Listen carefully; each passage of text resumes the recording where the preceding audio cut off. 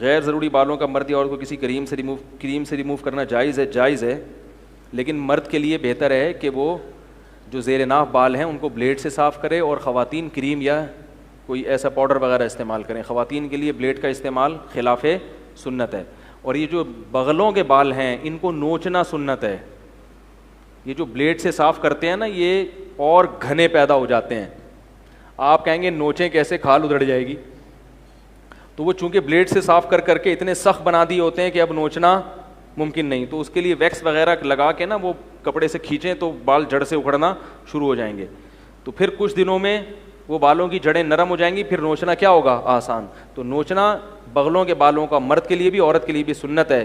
اور ایک تو ثواب ہے نوچنے کا، سنت پوری کرنے کا. دوسرا اس کا فائدہ یہ ہے کہ بال پھر جلدی نکلتے بھی نہیں ہیں، اور جو نکلتے ہیں وہ بھی کیا ہوتے ہیں، بہت ہی ہلکے، اور بہت جلدی پھر وہ ہمیشہ کے لیے ختم بھی ہو جاتے ہیں. سمجھ رہے ہیں بات کو؟ جبکہ بلیڈ سے اگر بغلوں کے بال صاف کریں گے تو وہ اور زیادہ بڑھتے چلے جائیں گے، پورا تھائی لینڈ کا جنگل بن جاتا ہے. ہمارے فرماتے ہیں ایک مزدور، بہت سے لوگ تو صاف کرتے ہی نہیں نہ بلیڈ سے نہ، تو فرماتے ہیں ہمارے حضرت کے ایک ہمارے گاؤں کا ٹریکٹر ملازم تھا، وہ جو ہے نا وہ لیٹا ٹریکٹر صحیح کرنے کے لیے. تو حضرت تو بہت ہی نفیس تھے نا صفائی میں، میں نے صفائی کی ان کے قصہ، ان کی حضرت کی نظر پڑ گئی اس کی بغلوں پہ، بہت پریشان. فرمایا ایسا لگ رہا تھا کہ جوئیں اور کھٹمل کبڈی کھیل رہے ہیں. ٹھیک ہے، تو پورے تھائی لینڈ کے جنگل بن جاتے ہیں. تو صفائی کیا کرو اللہ کے بندو، بہت ضروری ہے. یہ 2 اجر ملتے ہیں. اگر غلط نتیجے پر پہنچے تو بھی 1 اجر ملتا ہے اس کو، اس لیے کہ اس کے بس میں جو تھا وہ اس نے کر لیا. اب پیغمبر تو موجود نہیں ہے جو آ کے بتائیں گے کہ یہ صحیح کر رہا ہے، یہ غلط کر رہا ہے. میں نے اپنے ایک استاد سے ایک مرتبہ پوچھا کہ حضرت یہ علماء میں جب اختلاف ہوتا ہے کسی مسئلے میں تو عوام بڑی پریشان ہوتی ہے، کیا کریں ہم؟ انہوں نے فرمایا کہ عوام کو یہ بتاؤ کہ ہم پیغمبر نہیں ہیں اور ہم پیغمبر سے براہ راست مسئلہ پوچھ نہیں سکتے. ہمارے پاس جو قرآن و سنت ہے اور جو فقہائے کرام نے اس قرآن و سنت کی تشریح کی ہے، جو فقہ کی کتابیں ہیں ہم اس میں دیکھتے ہیں. اب اس میں 2 علماء کی رائے میں اگر اختلاف ہو جائے تو اس اختلاف کو ختم کرنے کا ہمارے پاس کوئی راستہ نہیں ہے. نبی ہوتے تو ہم پوچھ لیتے، جب راستہ نہیں ہے تو بھائی اللہ کے نبی نے فرما دیا کہ جو تمہارے بس میں ہے وہ کر لو. اگر درست بات تک پہنچ گئے ڈبل اجر، نہیں پہنچے تو بھی اجر. اس میں ہمیں بتا دیا کہ اسلام پر عمل کے لیے اتنا کافی ہے کہ جو تمہاری استطاعت میں ہے وہ کر لو. نہیں آئی بات سمجھ میں؟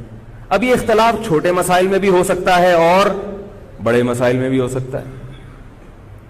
تیسری بھی ایک جماعت تھی. یہ 2 اختلاف تو پتہ چل گئے نا، حضرت علی کا موقف، حضرت معاویہ کا موقف. ایک تیسری جماعت تھی جو یہ کہتی تھی کہ نہ ہم حضرت علی کا ساتھ دیں گے نہ حضرت معاویہ کا، کیونکہ دونوں مسلمان ہیں، دونوں لڑ رہے ہیں، مسلمانوں کو ہم لڑتا ہوا نہیں دیکھ سکتے. ان کا موقف تھا حضرت علی رضی اللہ تعالیٰ عنہ ایک صحابی کے پاس گئے اور ان سے کہا کہ آپ میری جماعت میں شامل ہوں اور اہل شام کے خلاف میرے ساتھ مل کے لڑیں. وہ صحابی گئے ایک لکڑی کی تلوار اٹھا کے لائے. انہوں نے کہا کہ میں نے رسول اللہ صلی اللہ علیہ وسلم سے سنا ہے کہ فتنے کا دور ہوگا، مسلمان آپس میں لڑیں گے، تو تم اس وقت اپنی تلوار کو لکڑی کی بنا لینا. لکڑی کی تلوار کا مطلب جو کسی سے لڑنے کے کام نہ آئے. میں تو نہیں لڑ سکتا.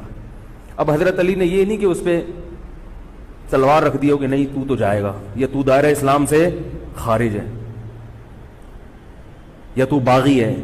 ٹھیک ہے نہیں آ رہی سمجھ میں، چھوڑ دو.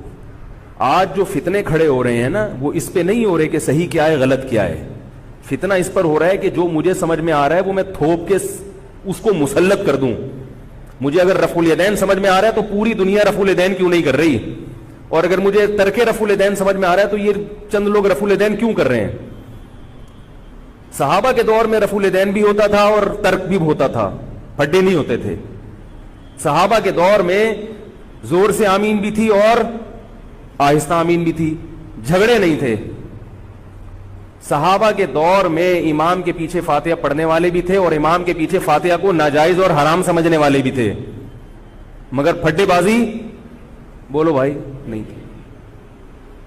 تو حضرت علی رضی اللہ تعالیٰ عنہ نے ان صحابی کو مجبور نہیں کیا. حضرت علی کی فوج میں عمار ابن یاسر رضی اللہ تعالیٰ عنہ بھی تھے.